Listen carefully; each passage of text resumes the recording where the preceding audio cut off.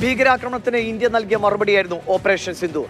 അത് എങ്ങനെ, എന്തിന്, ഏതൊക്കെ രീതിയിലെന്ന് ഇന്ത്യയുടെ സൈന്യം ലോകത്തോട് തെളിവ് സഹിതം വിശദമാക്കുകയാണ്. എന്തായിരുന്നു ഓപ്പറേഷൻ സിന്ദൂർ, അത് എന്തിനു വേണ്ടിയായിരുന്നു, എങ്ങനെയായിരുന്നു എന്നത് കൃത്യമായി ലോകത്തോടും രാജ്യത്തോടും വിശദീകരിക്കുന്നു. ഏറ്റവും പ്രധാനപ്പെട്ട കാര്യം, ഈ ഓപ്പറേഷൻ സിന്ദൂർ എന്നത് മെയ് 7-ന് തുടങ്ങിയ ഒരു വലിയ ദൗത്യമാണ്. അതിന് 3 ഘട്ടങ്ങളാണുള്ളത്. അതിലെ ആദ്യ ഘട്ടം തീർച്ചയായും അത് ഏപ്രിൽ 22-ന് പൊലിഞ്ഞു വീണ 26 മനുഷ്യരുടെ ചോരയ്ക്കുള്ള മറുപടിയാണ്.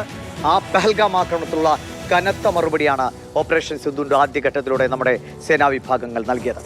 9 ഇടങ്ങളിലെ ആക്രമണത്തിന്റെ വിശദാംശങ്ങൾ, അതിന്റെ തെളിവുകൾ സഹിതം ഏതൊക്കെ നിലയിൽ, ഏതൊക്കെ ഇടങ്ങളിൽ, സർജാൽ, മുരീദ് കെ, ബഹാവൽപൂർ അടക്കമുള്ള അജ്വൽ കസബ് അടക്കം പരിശീലനം നേടിയിട്ടുള്ള ഭീകരവാദ കേന്ദ്രങ്ങളാണ് ഇന്ത്യ ശക്തമായി അടിച്ചത്.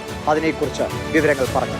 Carefully selected the targets, and out of the 9 selected targets, the target systems that were given to the Indian Air Force were the notorious training camps at Bhavalpur and Murid Ke.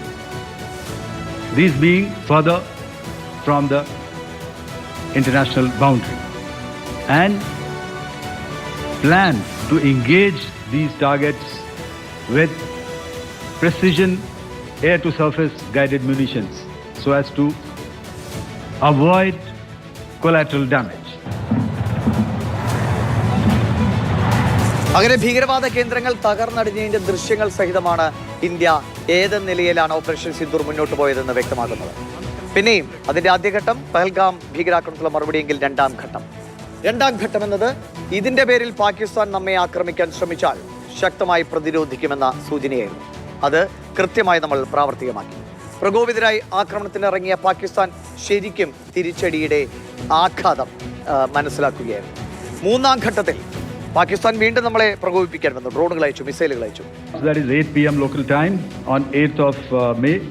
Several Pakistani unmanned aerial systems, drones, combat vehicles attacked multiple IF bases.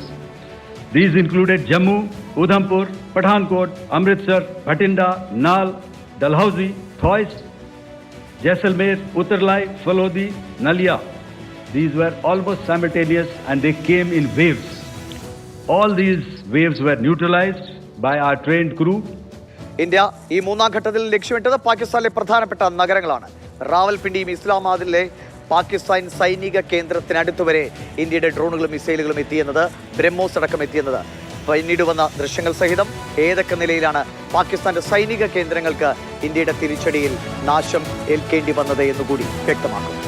അങ്ങനെ ഭീകരവാദികൾക്കെതിരായ പോരാട്ടവും ഒപ്പം തന്നെ അതിന്റെ പേരിൽ ഇന്ത്യയോട് യുദ്ധം ചെയ്യാനിറങ്ങിയ പാക് സൈന്യത്തിന് നൽകിയ മറുപടിയുടെയും വിവരങ്ങളാണ് ഇന്ത്യൻ സേന വ്യക്തമാക്കുന്നത്. അതിലേറ്റവും ശ്രദ്ധേയമായ കാര്യമാണ്, ഒരു സിവിലിയൻ മരണം പോലും ഉണ്ടാകാതിരിക്കാൻ അത്രയേറെ ജാഗ്രതയോടെയാണ് ഇന്ത്യയുടെ സേനാ നടപടികൾ ഉണ്ടായത്. പാകിസ്ഥാനാകട്ടെ യാത്രാ വിമാനങ്ങളെ മറയാക്കി പോലും ഇന്ത്യയിലേക്ക് മിസൈലുകളും ഡ്രോണുകളും അയക്കാൻ ശ്രമിച്ചു.